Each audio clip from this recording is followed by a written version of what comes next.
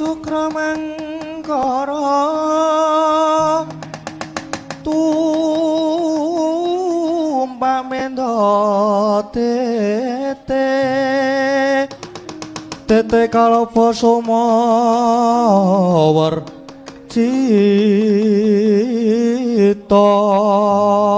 Kula niku seneng kalih Mas Gading iso mayang. Mugi-mugi Mas Gading saged laris kados wargi Allahumma. Amin. Mengke sosok dolan ning Solo, dadi nambah ilmu. Dodolani dalang-dalang Solo sing sinten kemawon mengke tindak mriku mesti marai, mesti. Nggih teng kula mriki kula warai sak saged kula mengke tengene Pak Purba, tengene sinten pun monggo. Sing isih tangen Mas Bayu Haji, ya mengke srawung Solo dados kados wargi, dados ya Solo, Jogja. Ngoten nggih. Saben dina mung ngalamun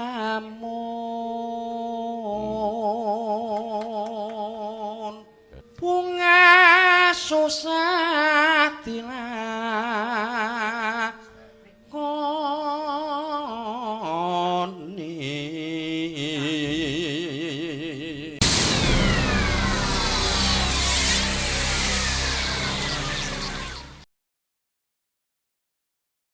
Saya dalu raras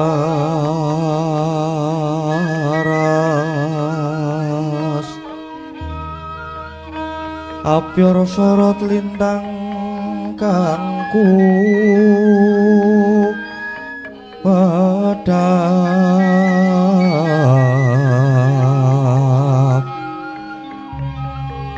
titi sonya Matya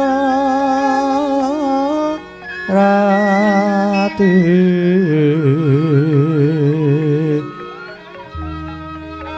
lumrang gandaning pus kita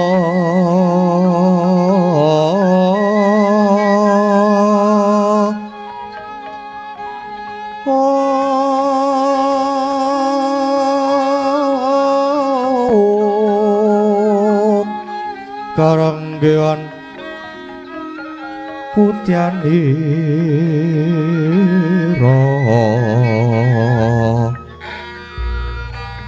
sang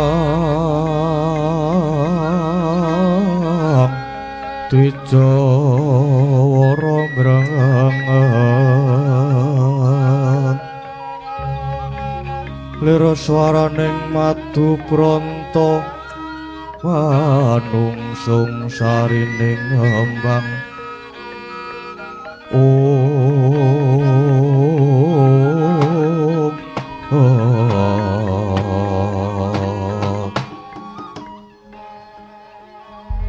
ana tanggis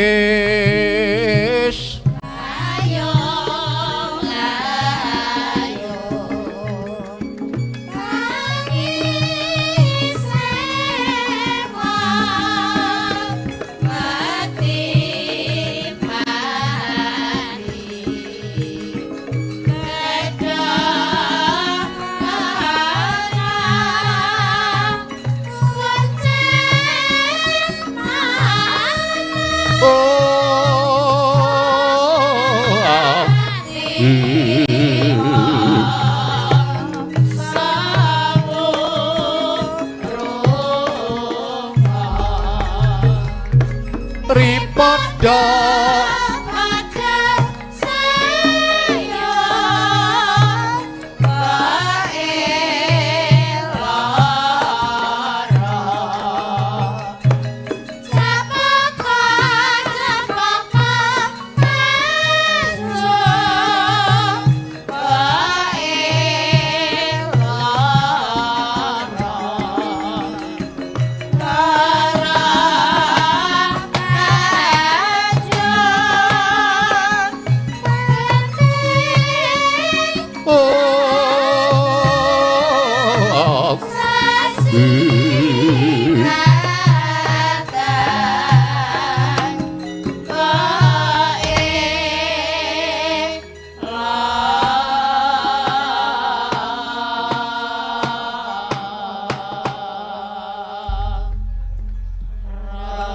Sirping Sang Hyang Arka gumantos sing dalu. Dening radri dening wonten kacarita amung Sang Hyang Pertanggapati jumedhul saking Brangwetan. Najan kalingan mega lan gunung-gunung parandene bisa merbawani jagat raya. Dupi wis tatas sing kamancan diwasaning nawa kawusa wancine gara-gara Sukramangkara tumbak mendo tete kalapa sumawar cita anggara rekata Buddha Maesara Spati mintuna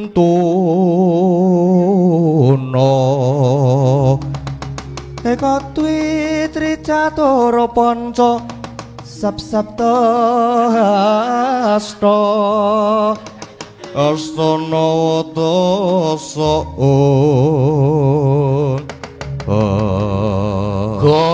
Gara-gara sayekti gara-gara amung kinarya ngurmati jumedhara perpatpura kawan catur ing samya gegojegan rehne nuyon-nuyon sampun ngangge ayak jalumampang mila punaka kawan denya medal mijil tlatah tirta kencana.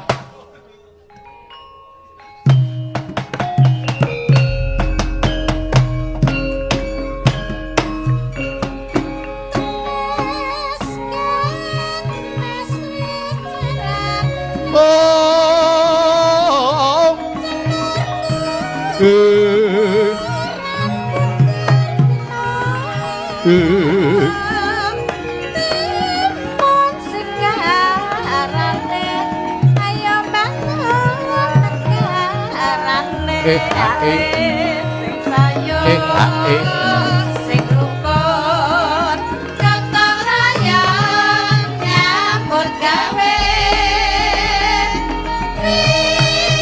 tawa-tawa sing sayu sing rukun jalan-jalan cucu-cucu abang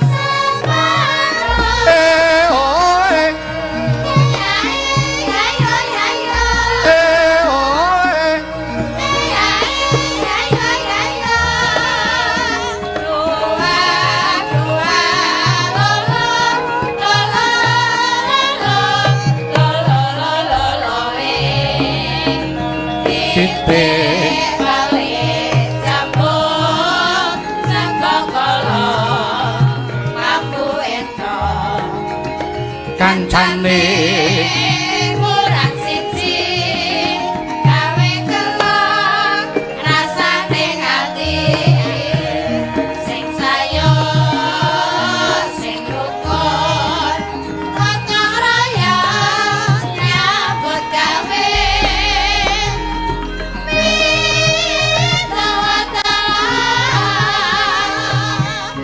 sing sayo sing rukun jalan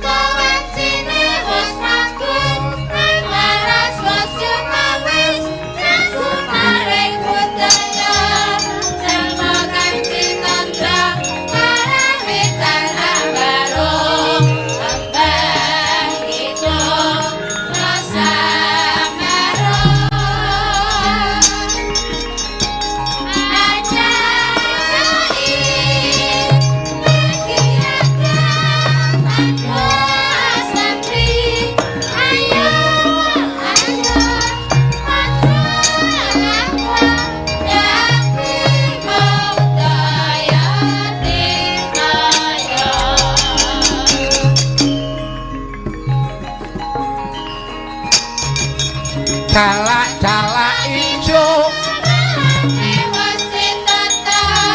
Ayo para kanca padha ora-ora sing nanti tetep aku sapa menek sapa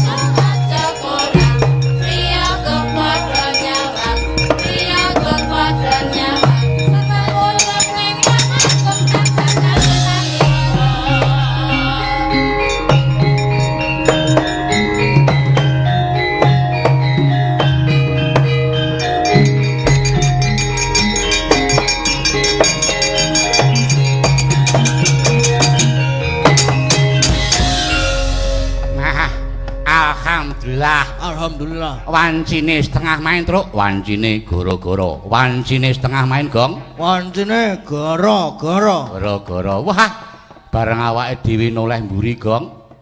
Coba sawangan kae. Wah, jan nyenengke sing sepuh-sepuh ya isih kepareng padha lenggah. Heeh.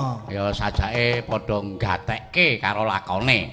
Ning pancen awake dhewe salut karo penonton utawa para warga sing lenggah ana ing sak kiwa tengen iki Gombang. Wah, ya, karo limbukan ya tetep do seneng, karo rembug karo lakon ya tetep do ngremenke. Ya, mula ya bener sing dadi ngendikane Pak Haji nek ngersake lakon Partakrama iki ya. Ning aku pancen ya nganu kok, Truk. Piye? Pancen salut karo Bagong. Ya to, Gong? Salut ing ngatasé awake dhewe wong aku Petruk karo Bagong iki tanpa nganggo latihan. Tanpa. Mongko lek ku gawe naskah ya lagi 2 dina kepungkur. 2 dina kepungkur. Mongko gaweanku ki pirang-pirang ning nyatane bareng file tak kirim karo Bagong langsung dipelajari. Langsung. Ming tak naik contoh link kene iki prologe engko nyontoh iki persis le. Oh, nyatane ya dadi wah pancen ya luar biasa kowe le. Sah otomatis ya ngono iki. Otomatis piye? Otomatis. Ning ya pancen nganu kok. Elok aku pancen ya gumun karo sampeyan. Kelebihanmu utawa wah jan kemajuanmu pancen ya pesat temenanan.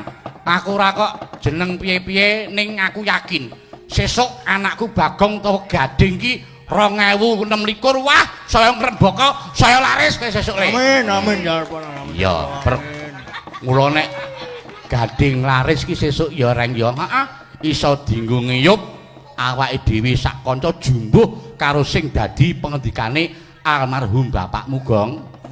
Biyen nalika almarhum Pak Seno kuwi pas ulang tahun kuwi ngendika disekseni karo kanca-kanca, ayo anakku Gading digulawentah bareng-bareng wong sesuk upama Gading kuwi dadi dalang kondang ngono ya iso dienggo ngiyup kanca-kanca warga laras. Amin, amin. Nyatane saiki ya setapak demi setapak. Nyatane saiki 2020 iki wah saiki teletak-teletik, saiki kene ya ngresake Gading, kono ngresake Gading. Aku lahir batin ora apa-apa le, aku ning mburi layar wae, tukang gaweke naskah, tukang gaweke lakon, tukang gaweke kiringan wis lahir batin ora apa-apa. Wong nyatane sing jenenge Bagong utawa Gading kuwi ya lahir cepet lagi seneng mayang wis langsung olah opah. Langsung oleh opah. Iya. Olah opah iki mau olah opah. Pancen tak balik ben rada lucu. Oh lah ya. Heeh. Ing tenan kok wong nyatane Gading iki begitu metu sepisanan langsung sing transfer pirang-pirang kuwi semata-mata dienggo nyengkuyung, dienggo bombong, dienggo mecut, dienggo nyeblak kowe. Mula ya aja banjur puas nek oleh pangalembono ning pamecut utawa kritik kuwi dadekno pamecutmu. Iya, Iki ya matur nuwun Gong Kang Gareng. Iki awak dhewe kejaba ngahargya tasyakuran pernikahan Mbak Nuri karo Mas Wahyu ning kanugrahan tumrap awak dhewe. Merga iki awak dhewe dirawuhi pepunden dalang. Sapa truk iki makne gedhe saka Boyolali. Sapa panjenengane Ki Sri Susila Tengkleng. Nah, kowe nek arep ngerti kae sing ngangge tembang imbangono katresnanku. Nah, mula dienggo nyaosi pakurmatan panjenengane Mas Tengkleng kok tale setuju tale. Wah setuju idola. Ah iya adoh-adoh rawuh saka Boyolali. Biasane ki malam minggu rawuh kok apa malam minggu ki ngasta kok saiki pas nganggur ya terus nusul karo putune utawa karo ponakane karo adine lanang. Mriki Mas Tengkleng tindak mriki ya. Ya. Ora disepoti wah, sepo-sepo disepoti mengko mlaku malah tekan ngendi-ngendi mengko. Nah. Wah, jan seranyono babar pisan jan dirawuhi karo pepunden dalang. Wah, jan pipone sae niku. Kok kowe kok suwe-suwe ketularan sing ngendang to le urung-urung wis. Karane srawung ya ana terus ya dadi ketularan. Nah, assalamualaikum. Waalaikumsalam. Sugeng enjang. Kiraka Mas Tengkleng Susila.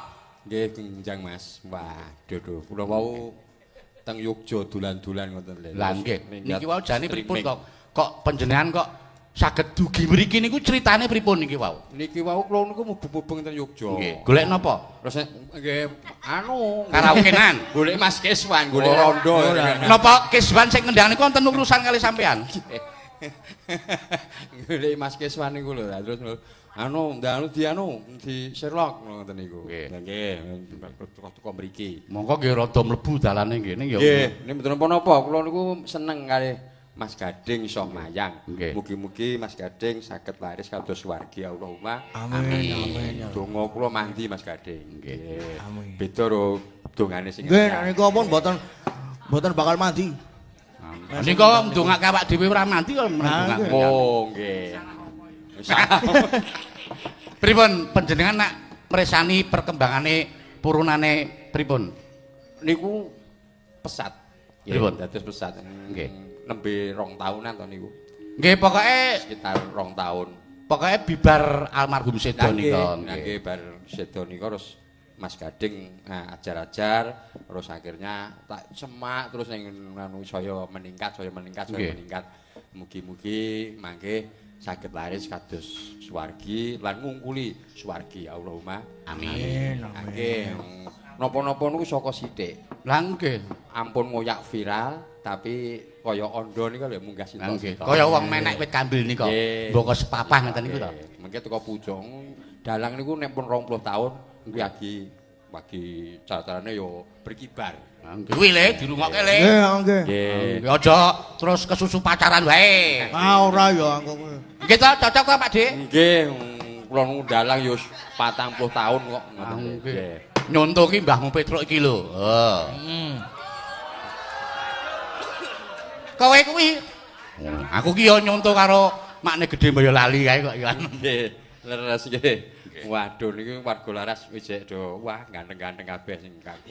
Niki mawon bengi niki sing izin 6 merga sing biasane ngendang niku nggih mayang dhewe wong ya kanca-kanca warga laras niku ya sebagian besar nggih madeg dadi dalang. Nggih, kula ngertos nggih. Nggih. Lah niku sing ngendang niku sambat niku. Sambat pripun? Tangane kan do bucik-bucik ngono. Nggih. Mengke nek nggo nggo demok ayu, kojur kasap. Ambok menapa lek kasar niku mergo ora nggo demok ayu, mergo nggo demok liyane barang ya iso to ya. Tetep kasap. Tangane ngono iki mlenyek-mlenyek. Terus malah engko tinggalono. Yo aku sing ngono kuwi. Nggih. Oh, seneng kowe anggere ngono kuwi. Oh, sampeyan nganu kok kleru kok, Mas. Pripun? Klerune niki wau panjenengan tekan nggen panggung dugi lokasi kok langsung njujug nyerak nggon gendang. Lah to Le, kesalahan kok. Kesalahan besar niku. Kula wau limbuhan pun enten mriki. Wong limbukan pun ten mriki to. Lisa enten kalih Tatin enten mriki niku kula pun enten mriki nonton. Panjenengan lek rawuh Nggih nonton niki wau. Aku meneng bae kok arep roh aku arep nonton wayang kok tak nikmati kok. Oh. Nggih. Berarti nyimak wonten Jawi. Nggih, dadi enten mriku kursi mriku. Nggih. Dadi tengok-tengok wonten mriku. Ning kula meneng mawon. Nggih, nggih. Berarti panjenengan mau saking dalem rada nuwun sewu rada luwih terus lingguh dengan kursi pamrih ben melu suguhan ngoten. Nggih. Ya ora kok ya. Leres jenengan. Nuwun sewu Mas. Nggih, pripun? Masukan dingge purunane Gading Mas. Nggih. Mas Gading pemasukan nadyan panjenengan niku Jogja mengke sosok dolan ning Solo dadi nambah ilmu dari Solo. Ngaten nggih. Dodolani dalang-dalang Solo sing sinten kemawon mengke tindak mriku mesti marai mesti ngoten teng kula mriki kula warai sak saged kula mengke tengene Pak Purba tengene sinten pun monggo sing isih tangen Mas Bayu Haji ya mengke srawung Solo dados kados Suwargi dados ya Solo Jogja ngoten nggih dados pun enten Yogyakarta mengke ya kaya Suwargi iso teko Jawa Timur diput-diput ngoten to Mas kaya kula ki ngetan ki sing tak srawungi mboten ming dalang sinden barang tak srawungi ya Pak nggih. Iya. Pengakuan wae. Lho ya sing jenengane seniman ki ya dalang ya disrawungi, sinden ya disrawungi. Ngoten to Mas nggih? Nggih, leres. Lah sapa ngerti sesuk pas dilalah kanca yoja ki do payu kabeh dilalah kepepet sinden rak ya nek srawungi akeh rak golek sinden gampang, golek pengrawit gampang ngoten lho. Betul. Nggih. Niki dingge purunane Mas Gading. Pripun? Nggih masukane niki wau. Nggih. Dadi Mas Gading ampun yayangan sik. Nggih. Aku anggere weruh ning YouTube kok apa-apa yayangan tenan bocah iki tak elekke ya jenenge. Dadi cari ilmu sik ngoten nggih. Lho malah sing ngendangi tuku sik ngopo lho. Ngajane elek kuwi Mas niku. Bayare wong tuku sik iki.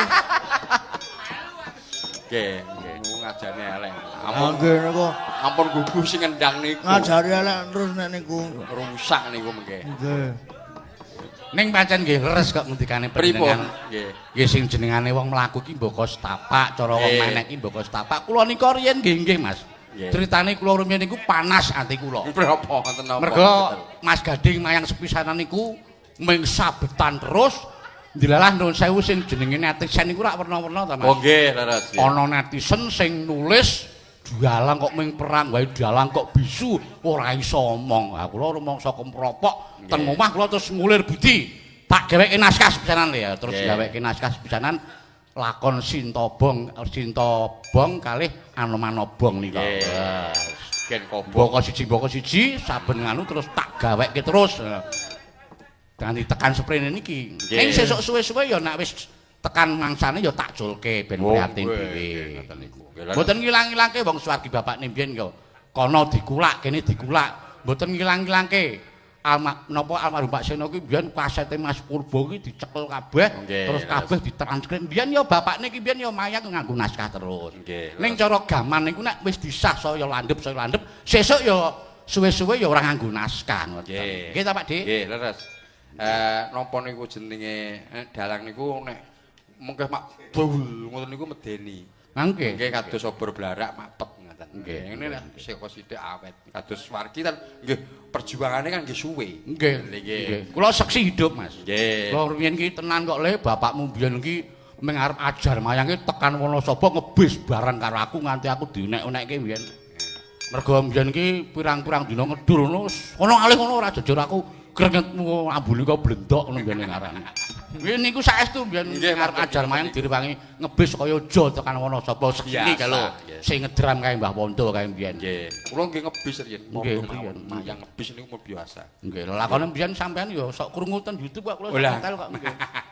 Nggih, kabeh niku perjuangane dangu Mas Getar Nggih, Mas nggih, Adik. nggih. Ati ampun kesusu nang dalang niku sebabe napa nggih? Atekane wayang niku mesti enek anak, enek bojo, Nggih. dan lain-lain gitu. Dan lain-lain termasuk demenan barang niku to. Nggih. Nggih, nggih, nggih, nggih. Nek demenan pasake sing wis tuwa-tuwa ngene iki wae Mas. Nggih. Dados jenengan ampun. Nggih niki dinggih purunane Mas Gading. Nggih. Sakniki mumpung panjenengan rawuh, Nggih. niku tasakuran pernikahan. Oh Nah, nggih. nderek mangayu bagya ora ketan mung sak cengklingan ya panjenengan maringi tembang. Oh nggih, Apa? matur nuwun nggih. Nggih, nggih. Nikane ya kondange Mas Tengkleng iki kejaba dalang ya pangripta gending, ya pangripta tembang. Sing kondang lagune iki apa le? Imbang ana katresnan. Imbang ana katresnanku ki lagune panjenengane Mas Tengkleng Susila. Nek dalang Jawa Timur ya ana dalang kondang sing nyipta lagu. Mas Sun Gondrong kae memanikmu kae ya Mas Sun Gondrong. Aku ki ya ngono aku. Ngopo? Ora ngopo-ngopo. Kowe ya nganu ya ngripta lagu ora ngopo ngramal. Ayo Mas nyuwun dipun berkahi Nggih. langgam imbang ana katresnan kuning kula nyuwun dipun bawanana ngangge kinanti nek mboten klentu. Nggih leres Nggih. nanti. Nggih, Kula wong- cengkok jane maca patek mboten ngoten. Nggih. Gandeng kula cengkok menika kula judul Kinanti Kasmaran. Nggih, sami kalih gawean kula sing nika lho Asmara Ndana Lali Janju niku sapa-sapa nggih ngangge kula nggih gawe cengkok dhewe Napa ngoten. masae? Nggih. Cobi Mas, tak nyuwun berkahe. Saben dina mung ngalamun. Kaya karyamu to, Truk. Dina Minggu kang tak anti. Welek gawanmu ku, welek. Elek kok kawis dienggo sinden-sinden padake. Monggo. Hangen-hangen mring wong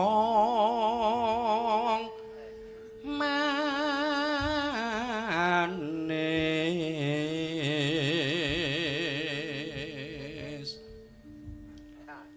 harap urip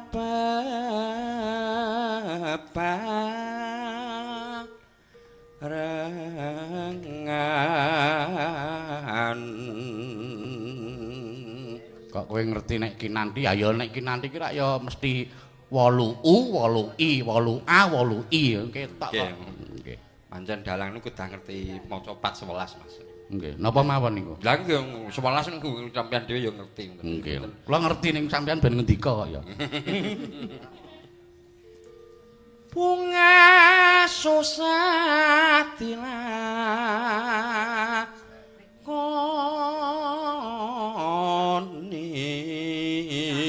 dilakoni. Kula niku meneng-meneng nek panjenengan do ngasta, dialah kula pas prai mesti nyemak kok, Mas. Pripun?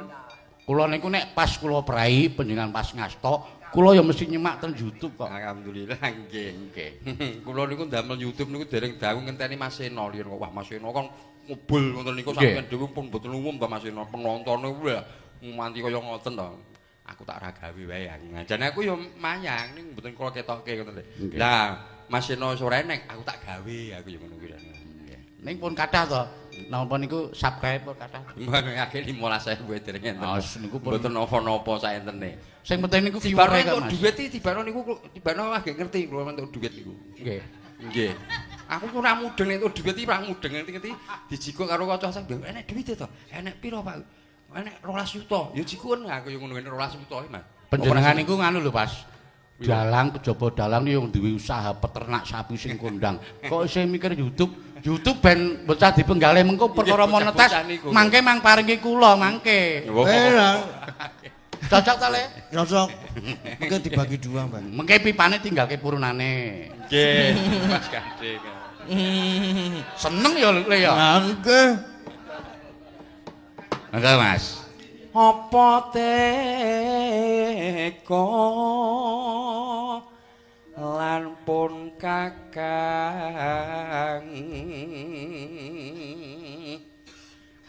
atiku ra bisa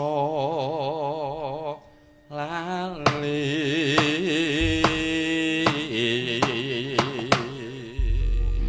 Langgamipun mumpung panjenengan rawuh dipun slirani piyambak nggih. Oh nggih. Neno neno neno nino neno neno neno neno. Aku yo ben eksis tak celuki nganggo suling sik, Mas. Waduh nggih. Yuk.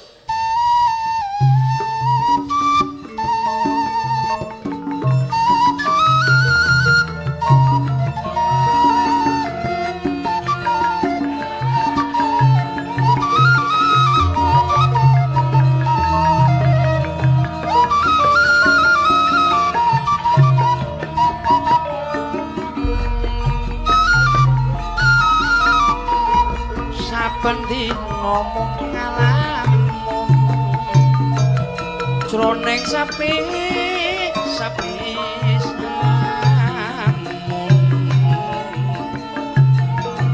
amung tansah katon wong wayangan doni mas wong ayu piye katres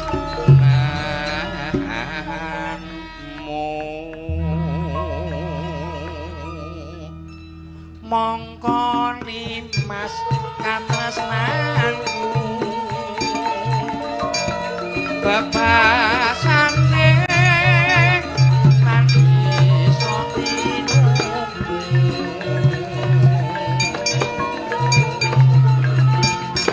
condong lan prasetyaku tak kurbanake lan ragaku.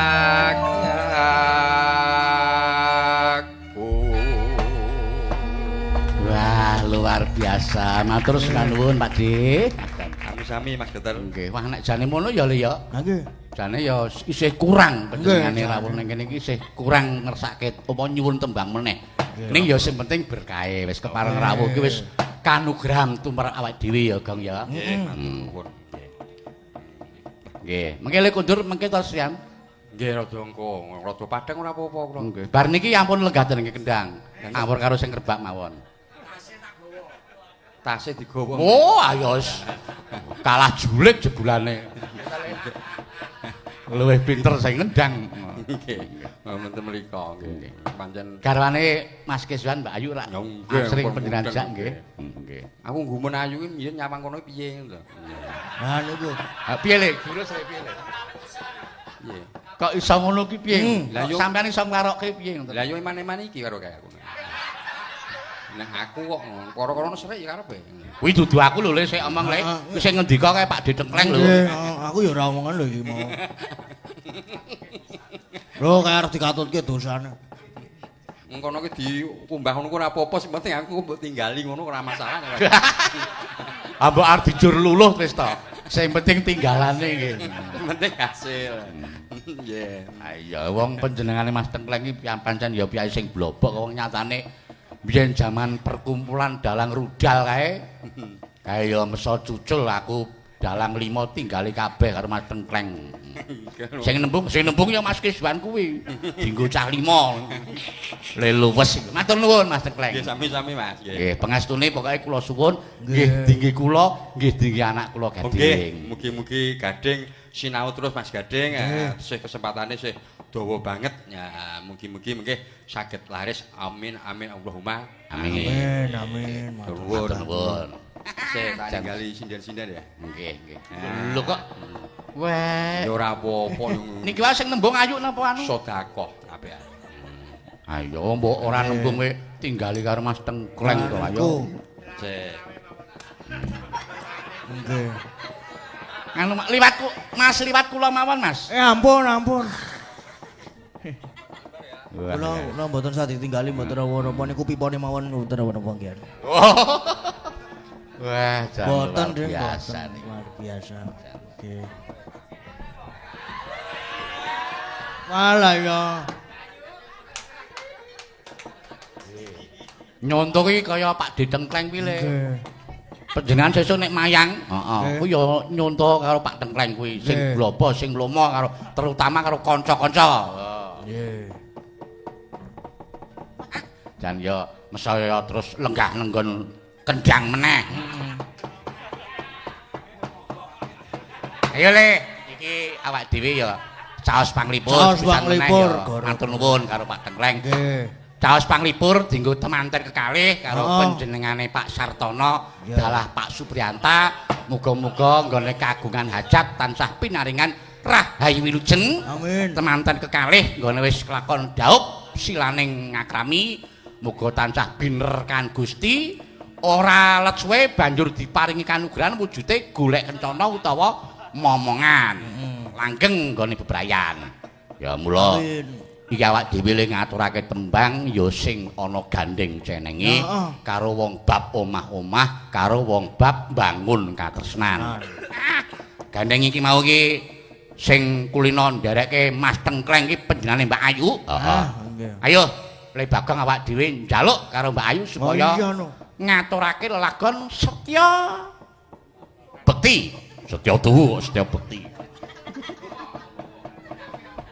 Ayo Mbak Ayu dipun paringana bawa langgam Setya Tuhu. Dandang kula Setya Tuhu mengke dipun dawaken langgam Setya Tuhu.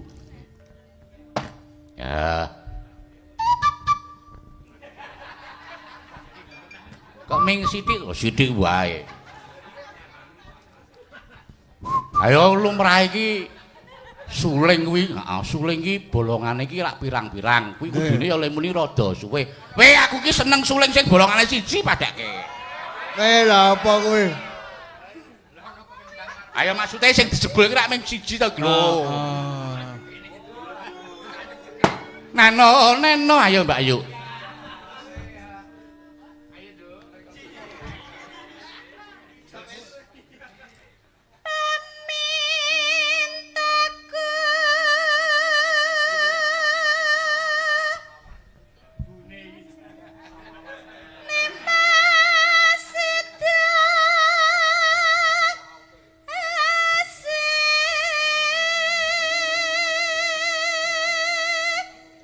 Dan sing ngendang gleleng. Gleleng biasane ngrebab ki semene, gandeng ngendang semene, tambahi semene. Semene meneh. Isih oleh saka Mas Tengkleng. Janus. Bocah kok apa-apa kok Janus. Obah mamah menggok ngemplok. Neno.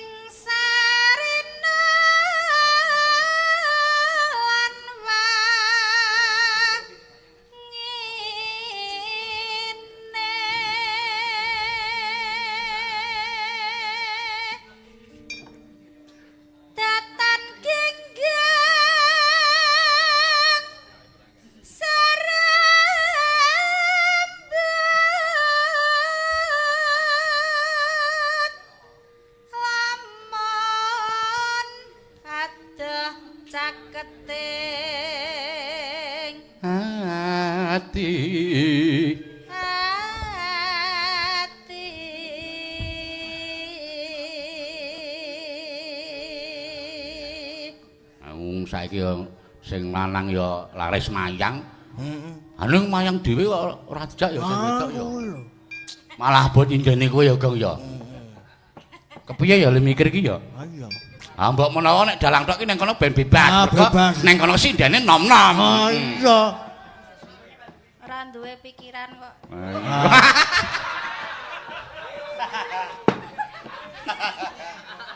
Ayo wong. Lah nek duwe iki nek ya kudune bojone dijak to. Ya bener ki. Malah ngumukke videone syuting diupload. Lho sindene nom-nom ayu-ayu, yo rasamu piye nek ngono kuwi? Lah karang kono sindene ayu-ayu kok. Heeh. Heeh, belia-belia. Heeh.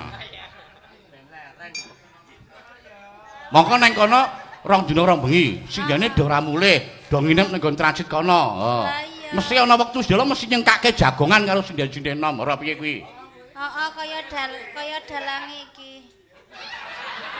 Kaya dalang iki piye maksude? Aku ya gawe jagongan dhewe kok ya. Sing ya mestine ra ya ana sing dicontoh ngono lho. Anjut aku nyontoh sapa? Lah mbah. Ngono wis naluri kok wisan. Apa ya nek dalang ki kabeh ngono kuwi apa ya? Ya ora kabeh aja diuyang kabeh ya. Kowe aja nyontoh sing kaya ngono ya, Gong ya. Pacar utawa bojo nek dalang cukup siji. Heeh. Sing ra konangan maksude. Kira ya wangun-wangune kira ya gawake apa digandeng tangane. Neng kono ya mirokke jare. Ngelapke kacamata barang kuwi. Lah ora nggo kacamata ki. Ayo nunggu sesuk nak bojomu wis rakum. Yo nak yo bacotke. Ya aja no. Jare arep dipateni jare. Aku ki lewani ki ya ngumbah bojomu iki ming nak dong metruk ngene iki. Nek nang jaba ya kalah gras aku asline. Awong kon gaweke naskah ngono, gelem gaweke naskah ora gelem panggal sisan. Ayo aku wedi arep tuwa aku ki rinceh aku Kejem ya. Kake kejem meneng-meneng. Ngendi ana wong sing jenengane fotokopi naskah kok pirang-pirang lakon ming gaweke LA tulung buku cilik-cilik ya lho. Ah iya. Aning karang aku ya kalah anggras. Yen cedhak tansah mulat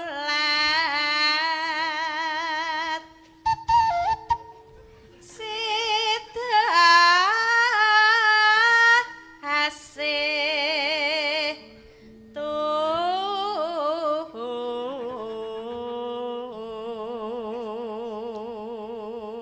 Bojomu ki nganu kok yo. pripun? Kuwi Mas Gading yo nyuling nganggo singsot ngono. Aku iso apa singsot? Dengkulmu wong untuk kowe pasangan kok singsot kowe. Tak pikir-pikir Bagong yo gawe jegongan nggo aku kok yo anu. Lah ya sithik mbok sithik gawe jegongan. Pripun bojo kula pripun? Bojomu ki saiki nek metro utawa mayang ki seneng nek mayang dalang tok karo komplit ki. Mergane ngopo ya? Ayo kuwi mau ning kono ketemu sinden ayu-ayu. Mulai sesuk meneh nek mayang dalang tutke pokoke. Mboten oleh. Jare nek melu arep dindeke dalan ngono ki. Oh, ketegelen nek ngono. Lah ya wedi ta kula. Melu apa didol ngono jare. Oh. Lah ya wedi ta. Kaya ngono kuwi to. Ketegelen yo le. Ketegelen nek kuwi. Encen tegele nemen kok niku ki. Tegel tenan nek kuwi. Wong karo kancane dhewe tegel aja meneh bojone. Karo aku tegel banget kok. Nek ro kowe piye le contone? Wah tegel banget. Piye ditegeli piye sampean? Macem-macem nganti lali aku saking ngukake iki. Saking ukae.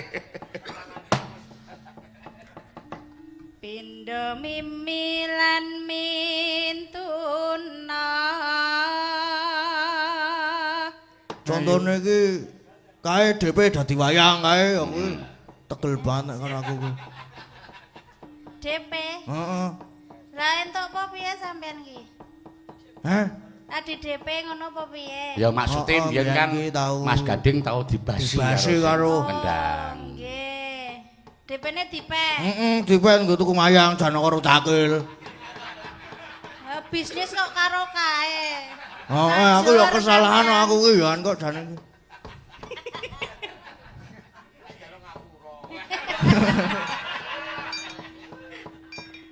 Ayo Mas bareng ana tepi wajib Situasi sida asih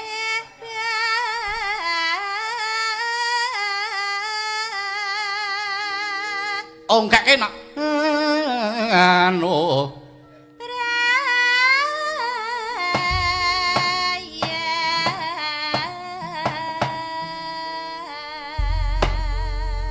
Lanjut langgame Mbak Ayu monggo. Aku kang setya satuhu wet biyen nganti saiki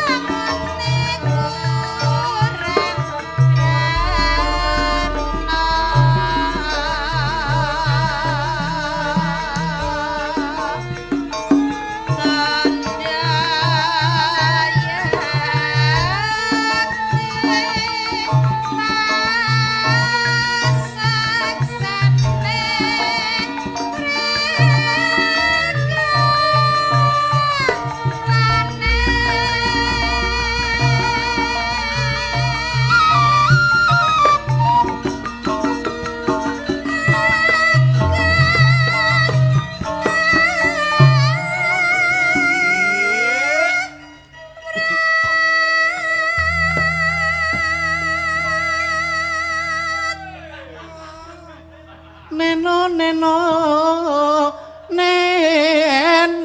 sing lanang seniman ngawur wae Senengane ngawur kok gareng ki senengane ngawur. ya meh padha ya karangan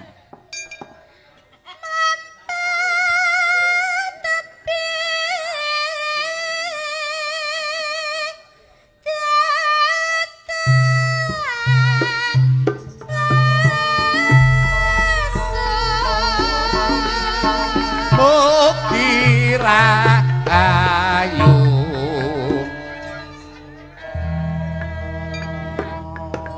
kene iki mau oleh mung ngedang piye Gong ayo nganu kurang ya kudune rak ya dang neno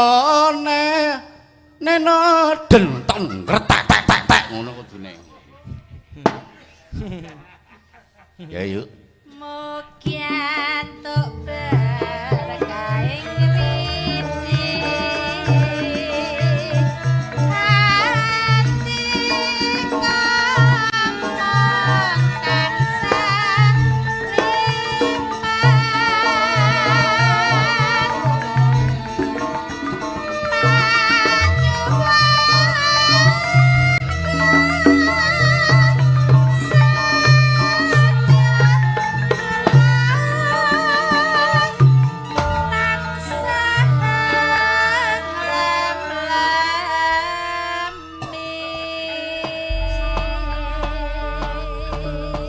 matur nuwun Mbak Ayu mugi saged murakapi utawa mbleber dumateng temanten kekalih Gong Yo. nyambut gawe iki nek sing jenengane seneng dasare ya penonton sing padha lenggah wektune iki mlaku terus ki ora krasa wis meh jam 3 kurang seprapat kula disendruk ke sana lawak dhewe bebarengan sing penting ning kene kejaba matur nuwun wis didhawuhi ngregengake pahargyan tasakuran penganten kekalih iki awak dhewe ya bareng-bareng ngucapake asta kunjuk ana ngersane Gusti muga sing dikekudang temanten kekalih tansah manggih rahayu wilujeng sing dikudang-kudang ya nggone mbangun bebrayan ya tetep padha bisa atut runtut mula diaturake kinutang-kudang tansah bisa Anggo rasa nendang ayami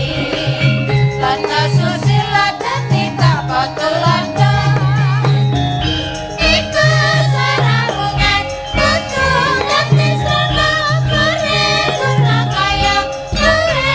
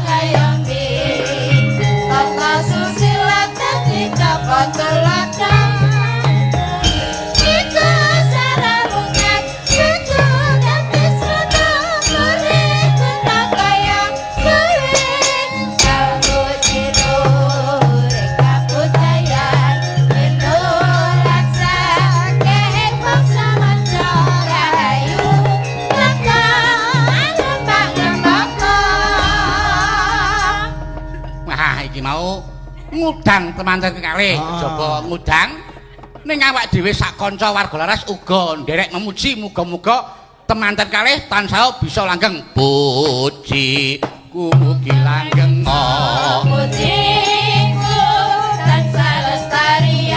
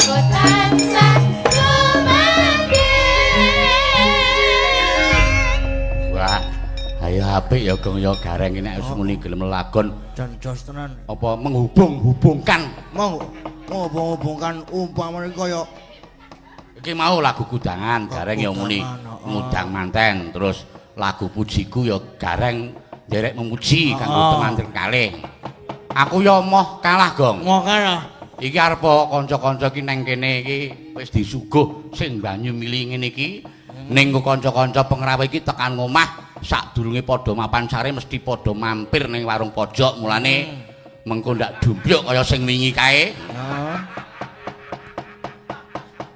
warung pojok dibaleni meneh ning suwuke mengko utawa kodane langsung bablaske ning sampak ning nong nong ning ning ning nong ning nong ning nong nang ning nong nang ning nong ning nong ning nong ning nong